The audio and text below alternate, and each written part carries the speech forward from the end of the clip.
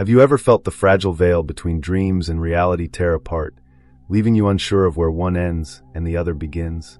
That's what happened to me, Aloan Graves, an antique appraiser with a knack for uncovering artifacts that many would rather keep buried. But this story isn't about an ordinary discovery.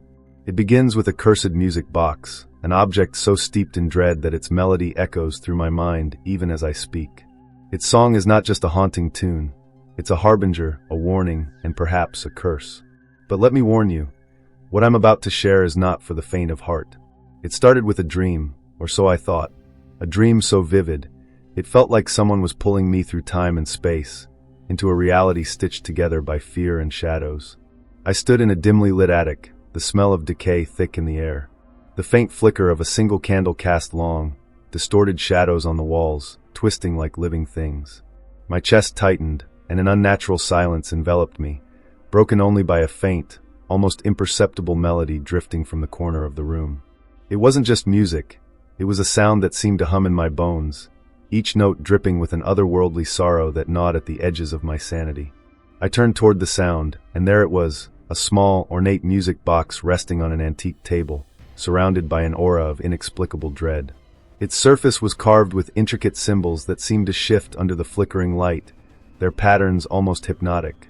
The box called to me, not in words, but in a primal, unshakable way, as though it recognized me. My breath caught as I stepped closer, each footfall muffled by the oppressive stillness. I hesitated, an instinctual terror coursing through my veins. But curiosity has a way of silencing fear, doesn't it? With trembling hands, I reached out. The moment my fingers brushed the cold, polished wood, the music box sprang to life, its lid creaking open with a sound that seemed too loud for the room. The melody it played was both beautiful and horrifying, its notes weaving images into my mind. Fleeting glimpses of a darkened forest, a woman crying in anguish, and a fire consuming everything in its path. My pulse quickened, my chest tightening as though unseen hands were gripping my lungs. And then the shadows moved.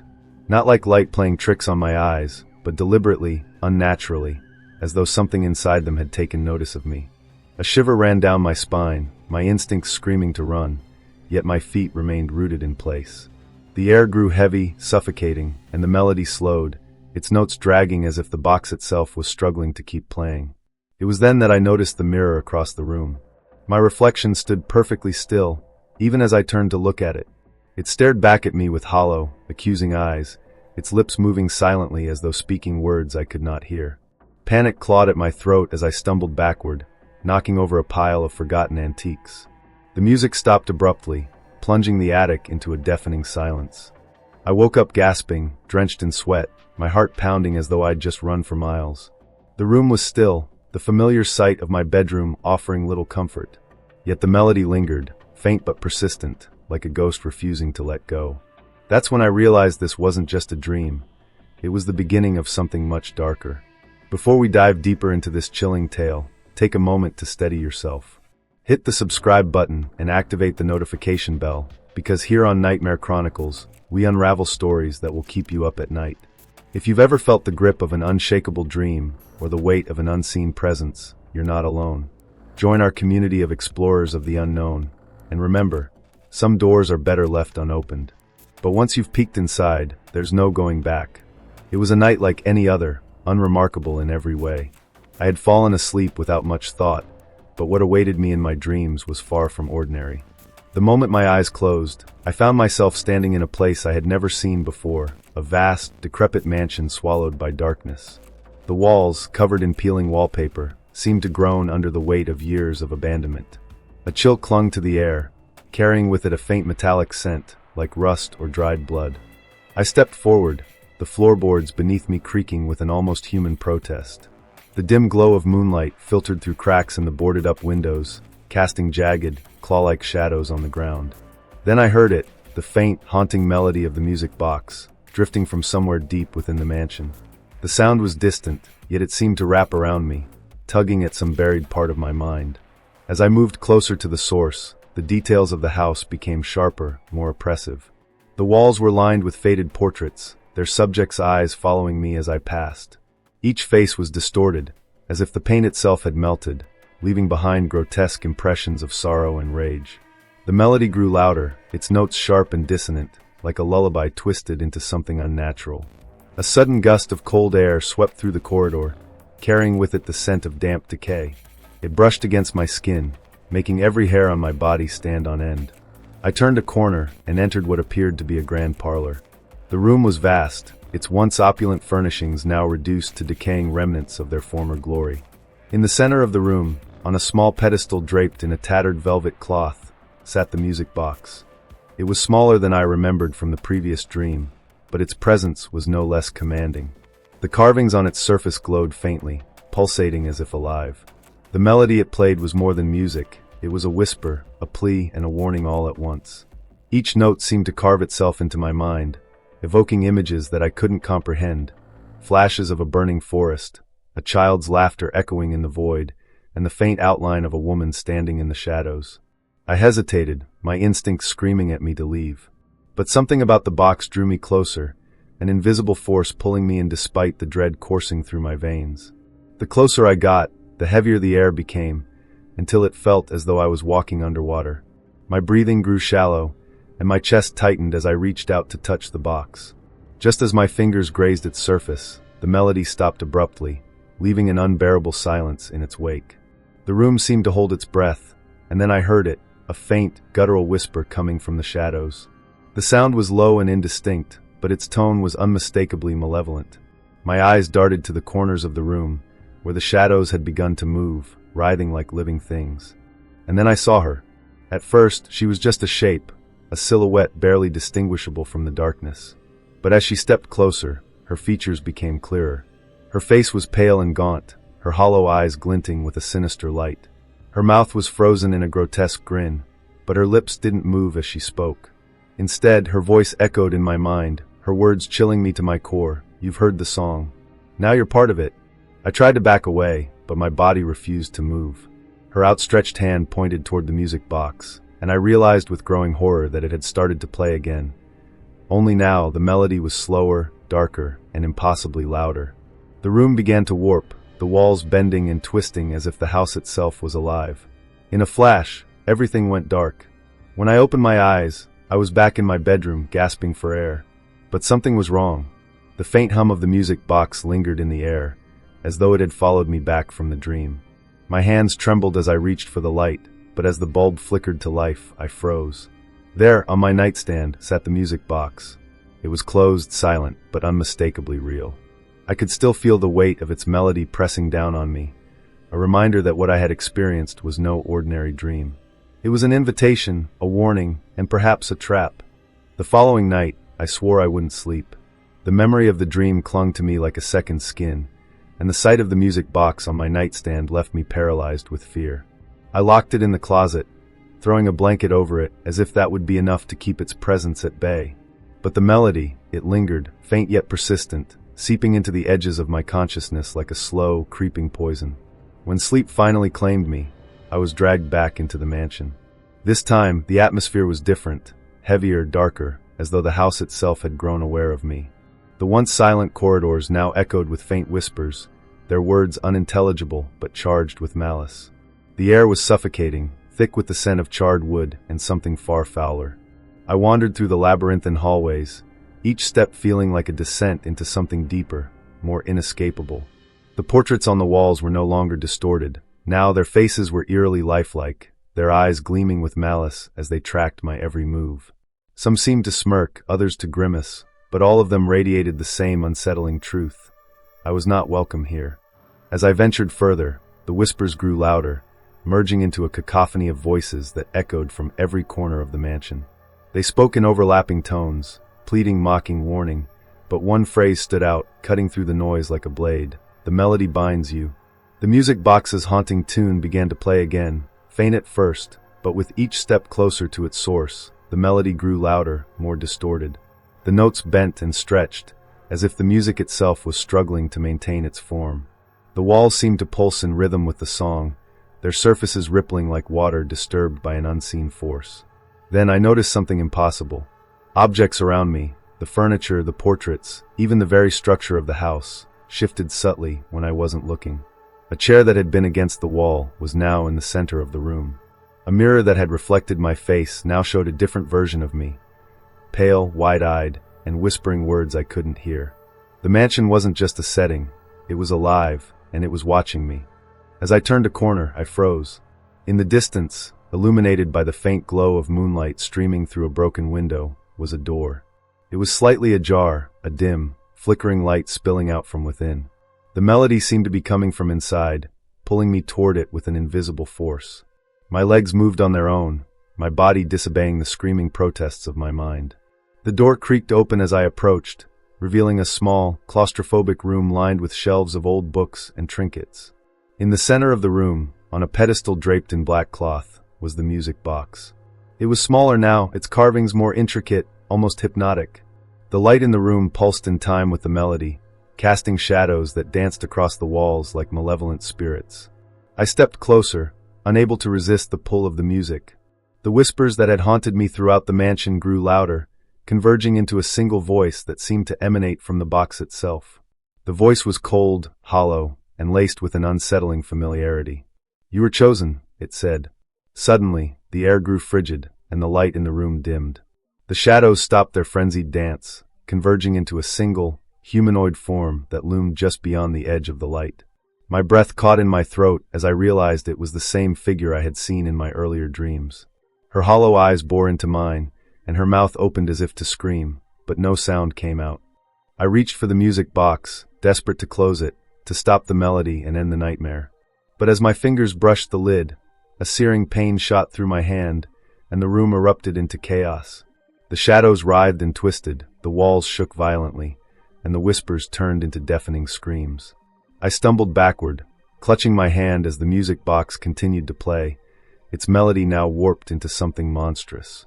The shadowy figure stepped closer, her movements slow but deliberate, her eyes filled with an unbearable sorrow that seemed to pierce through me. Before I could react, the door slammed shut behind me, trapping me in the room with the music box and its guardian. The last thing I remember before waking up was her outstretched hand, reaching for me as the melody reached its crescendo. When I awoke, I was back in my bed, drenched in sweat and gasping for air. But the nightmare wasn't over. On my nightstand, where the music box had been, was a single scrap of black cloth, the same material that had draped the pedestal in the dream. Whatever was happening, it was no longer confined to the world of sleep. The line between dream and reality had been obliterated, and I was caught in the middle. The next time I closed my eyes, it was as though the dream had been waiting for me. There was no gradual transition into the mansion this time, no hazy drift from sleep to nightmare. I was thrust into its depths immediately, the air so cold it burned my skin. The house was darker than before, its walls warped and decayed, as if the mansion itself had aged centuries since my last visit. Every corner was cloaked in shadow, but the shadows were alive, shifting and curling as though they were aware of me. The music box's melody began again, faint at first but steadily growing louder. This time, the song was slower, more deliberate, and disturbingly intimate, like it was being played just for me. The notes crawled under my skin, each one sending a chill through my body. It wasn't just music, it was a presence, an unseen force that seemed to wrap around me, tightening like a noose. I turned a corner and stopped dead in my tracks. In the distance, a single door stood ajar, and from it spilled an eerie, pulsating light. The melody seemed to emanate from this room, each note vibrating through the walls. As I approached, the whispers started again, louder this time, and no longer unintelligible. They spoke in 1,000 overlapping voices, their words twisting into a single phrase. "She's waiting." The door creaked open wider as I reached for it, revealing a room I hadn't seen before. It was circular, its walls lined with ancient, rotting shelves filled with crumbling books and jars of unknown substances. At the center of the room stood a pedestal, and atop it sat the music box, its carvings now glowing faintly as if alive. The light from the box bathed the room in an unnatural glow, casting jagged, flickering shadows across the walls. But there was something else in the room. At first, I thought it was just another shadow, but as my eyes adjusted, I realized it was her, the figure from my earlier dreams. She stood motionless in the corner, her head tilted at an unnatural angle, her hollow eyes fixed on me. Her presence was suffocating, the air growing colder with each second. She raised a hand slowly, pointing toward the music box, her lips moving soundlessly. Despite her silence, I could hear her words in my mind, clear and cutting, the melody binds you. The melody frees you. Terrified but unable to stop myself, I stepped closer to the music box. My fingers trembled as I reached for the lid, every instinct in my body screaming for me to turn back.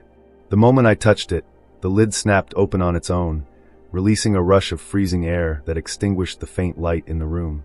The music box's melody twisted into something unrecognizable, a discordant cacophony that seemed to tear at the very fabric of the space around me. The walls began to pulse, the shadows writhing violently as if in agony. The figure in the corner moved for the first time, stepping into the faint light. Her face was clearer now, pale and gaunt, with empty black voids where her eyes should have been. She opened her mouth wide, impossibly wide, and from it came a sound that wasn't a scream but something far worse, a low, guttural wail that vibrated through my bones and made my vision blur. The room itself seemed to collapse inward, the shelves splintering and the walls cracking as the light from the music box grew blinding. Suddenly, the shadowy figure lunged toward me, her claw-like hands outstretched. I tried to scream, but no sound came out. Her hollow eyes locked onto mine, and for a brief moment, I saw something in them, an endless, unbearable sorrow, as though she were as much a victim as I was. In a moment of desperation, I slammed the lid of the music box shut. The melody stopped abruptly, and the room was plunged into silence. The shadows froze, the walls stopped pulsing, and the figure vanished. But the relief was short-lived. The silence wasn't peaceful, it was oppressive, like the air had been sucked out of the room. And then I was falling. The ground beneath me gave way, and I plunged into darkness. The sensation of falling was endless, the cold air rushing past me as the whispers returned, louder and more frenzied than ever. Just as I thought I couldn't take it anymore, I woke up in my bed, gasping for air, my body drenched in sweat. But something was different. The music box was no longer on my nightstand. Instead, there was a single blackened handprint burned into the wood, still warm to the touch. And faintly in the distance, I could still hear the melody, as if it were coming from inside the walls. The dream wasn't over. It had followed me into the waking world, and I knew deep down that whatever I had unleashed was just beginning. The day after waking from that harrowing nightmare, the world around me felt irrevocably changed. The air in my apartment was colder, heavier, as if the atmosphere itself had been tainted by whatever I had experienced in my sleep. The handprint on my nightstand had burned itself into the wood, the charred edges flaking slightly when I touched it. No matter how hard I scrubbed or sanded, the mark wouldn't fade. It was as though the dream had branded itself into my reality, a constant reminder of something far darker lurking beneath the surface. Desperate for answers, I sat down at my computer and began searching for any information about a music box that resembled the one in my dreams. I typed in keywords: antique music box, cursed artifact, glowing carvings. At first, the results were scattered and unrelated: auction sites, museum records, nothing that matched. But then, buried deep within the pages of search results, I found a single thread on an obscure forum dedicated to paranormal artifacts. The title sent a chill down my spine: The Music Box That Whispers. The post described an antique music box eerily similar to the one in my dream. According to the poster, the box had been passed through several hands over the decades, leaving behind a trail of mysterious disappearances and unexplained deaths. Its origins were traced back to a small European village that had been destroyed by fire centuries ago. The fire, it was said, had started in the home of a toymaker whose entire family perished in the blaze. Local legends claimed the music box was his final creation, infused with the anguish of their deaths and cursed to ensnare anyone who dared to wind it. The descriptions matched too perfectly: the intricate carvings, the glowing symbols, the haunting melody. My stomach churned as I read the final lines of the post. The box doesn't just play music. It remembers. It binds its victims to the tragedies of the past, drawing them deeper into its curse. If you've dreamed of it, it's already too late. My hands trembled as I scrolled down to the comments. Most were dismissive, calling the story a hoax, but a few stood out, accounts of dreams, visions, and unexplained phenomena eerily similar to my own. One comment caught my attention: if you've seen the music box in your dreams, you'll start noticing the symbol. It will appear in the strangest places, a warning that it's watching you. I leaned back, my heart racing, the weight of the words settling over me like a shroud. As if on cue, a flash of movement caught my eye. I turned to see my bedroom mirror fogging up, despite the chill in the room. Slowly, letters began to form, written as if by an unseen hand. The same symbol from the music box appeared, etched in reverse into the condensation. I stumbled back, knocking over a chair as the fog faded. The symbol lingered for a moment longer, burning itself into my memory before disappearing entirely. It was no longer confined to the box. It was following me, leaving its mark in my waking life. Determined to understand what was happening, I reached out to the forum's poster. Their response came almost immediately, as if they'd been waiting. They directed me to a name, Mara Ellsworth, an archivist and researcher who had apparently dedicated years to studying cursed artifacts. Her contact information was provided, along with a warning. Speak to her, but don't tell her too much. She'll know what to do. And whatever you do, don't play the melody. With no other options, I called Mara that same evening. Her voice was calm but heavy, as though weighed down by a lifetime of uncovering horrors. When I described the music box, she fell silent. You shouldn't have seen it, she finally said, her voice trembling slightly. If it's appeared to you in your dreams, it's already chosen you. The melody isn't just a song, it's a key. And if it's started to bleed into your waking world, then the door has already begun to open. Her words sent a shiver down my spine. What door? I asked, though I wasn't sure I wanted to hear the answer. The door between worlds, she said, her tone grim. The box is a bridge, tethered to a tragedy so profound that it tore a hole in the fabric of reality. It doesn't just connect you to the past, it binds you to the sorrow, forcing you to relive it. And once it has you, it doesn't let go. She paused, then added, but there's something worse. If the melody keeps playing, it won't just haunt you, it will consume you. You need to find out why it's chosen you. There's always a reason, some connection to the past. That night, I barely slept, haunted by the idea that my connection to the box wasn't random. Mara's words echoed in my mind, there's always a reason.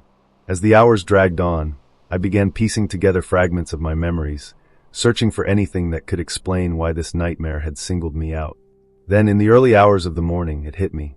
A story my grandmother used to tell me when I was a child, about a fire that had claimed the lives of her ancestors in a small European village. A toymaker's home, she had said, where tragedy had struck without warning. My blood ran cold as I realized the connection. The music box wasn't just an artifact, it was a relic of my family's past, and it had found its way to me. I wasn't just a victim of its curse. I was part of its story. The realization that the cursed music box was tied to my own family history was a revelation that chilled me to my core. The fragments of the tale my grandmother once told me now felt like pieces of a dark puzzle falling into place. The fire, the toymaker, the tragedy, it wasn't just some old legend. It was real, and I was somehow connected to it. Driven by a desperate need for answers, I set out to find the truth. Mara Ellsworth had warned me that the box was a bridge, a tether to something far more sinister, but she also said there was a reason it had chosen me. That reason lay in the past, and I needed to uncover it before the melody consumed me entirely. I began with the local archives, poring over old records and news clippings late into the night. The deeper I dug, the more I found myself drawn into the box's dark history. Reports of its appearances stretched back centuries, always marked by the same trail of nightmares, disappearances, and madness. In every instance, those who encountered the box had been connected to the tragedy in some way, descendants of the villagers, distant relatives of the toymaker, or even those who had simply lived near the ruins of his home. Finally, I discovered something that sent a cold shiver down my spine, an old black and white photograph of the toymaker's family. In the center of the image stood a man with haunted eyes, his arm around a woman whose face mirrored the sorrow I had seen in the shadowy figure of my dreams. But it was the child that made my breath catch. His face bore an eerie resemblance to one of my grandmother's old photos. This wasn't just a story, it was my family's curse. The more I uncovered, the more the box's melody seemed to invade my life. It wasn't just in my dreams anymore. I heard it in fleeting moments of silence, in the hum of my refrigerator, the faint static of the radio, even the wind brushing against my windows. The song was always there, lurking just beneath the surface, a constant reminder that I couldn't escape. It was then that I decided to visit the one place I had been avoiding, the toymaker's ruined home. According to the records, it still stood in the outskirts of a remote European village, its charred remains untouched for decades. If the box had chosen me, perhaps returning to where it all began would provide the answers I needed, or at least stop the nightmares. When I arrived at the site, the air was thick with an unnatural stillness. The ruins of the house were little more than a skeleton of charred wood and stone, surrounded by overgrown weeds and trees that seemed to lean toward it, as if drawn to its lingering darkness. The moment I stepped onto the property, the melody began again, louder and clearer than ever before. The sound seemed to emanate from every direction, wrapping around me like a suffocating shroud. Each step toward the ruins felt heavier, as though the ground itself was trying to hold me back. The air grew colder with every breath, and a sense of being watched pressed down on me like a physical weight. Inside the ruins, I found what remained of the toymaker's workshop. Scattered across the floor were fragments of toys, their once joyful designs now twisted and broken by fire and time. The melody grew louder as I ventured deeper into the space, leading me to a single, undamaged piece, a small, ornate box hidden beneath the rubble. It wasn't the music box, I knew that much, but it bore the same carvings, the same intricate designs. As I picked it up, a flood of visions overtook me, flames consuming the house. The toymaker desperately clutching the original music box, tears streaming down his face as the melody played. And then the shadow, the same figure from my dreams, emerging from the fire, her hollow eyes fixed on him. I stumbled backward, dropping the box as the visions subsided. When I looked up, I wasn't alone. Standing in the corner of the room was another figure, a man this time, his face gaunt and pale, his eyes sunken and lifeless. He stared at me with a mix of sorrow and anger, his lips moving soundlessly. Before I could react, he vanished, leaving behind only a faint echo of the melody. My heart pounded as I realized the truth. The toymaker's spirit was still bound to this place, trapped by the very creation he had hoped would preserve his family's memory. And now, the curse was reaching through time to claim me. As I turned to leave, I saw something etched into the wall, a symbol identical to the one on the music box, glowing faintly in the dim light. Beneath it were words scrawled in a language I didn't recognize, but their meaning was clear. The melody never ends. I fled the ruins, the melody chasing me all the way back to my car. But even as I drove away, I knew the curse wasn't finished with me. It had followed me here, and it would follow me back. The box wasn't just an artifact, it was a doorway, and I had opened it. By the time I returned home, the air around me felt wrong. The silence wasn't silence anymore. It carried a weight, as if the very fabric of reality had shifted. The melody from the music box no longer whispered. It resonated everywhere, an omnipresent hum that seemed to vibrate in my bones. Every shadow in my apartment felt alive, every flicker of light a threat. I was no longer alone, and I knew it. Determined to end this once and for all, I retrieved the music box from the closet where I had hidden it. It was cold to the touch, unnaturally so, as if it absorbed all warmth around it. The carvings on its surface now seemed sharper, almost pulsating with a faint, sickly glow. The lid creaked open on its own as I placed it on my desk, revealing the mechanism within. The song began to play again, slow and haunting, but this time I didn't flinch. Instead, I stared into the heart of the cursed artifact, waiting for whatever came next. The melody grew louder, impossibly loud, until it drowned out every other sound. My ears rang, my vision blurred, and then everything stopped. Silence. The kind of silence that presses on you, filling your mind with dread. When I looked up, I wasn't in my apartment anymore.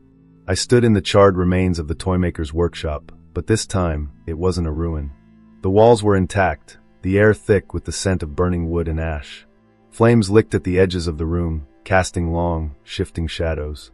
In the center of the workshop, the toymaker stood hunched over his workbench, his trembling hands assembling the music box. He didn't acknowledge my presence, but I could hear his whispers, low and frantic.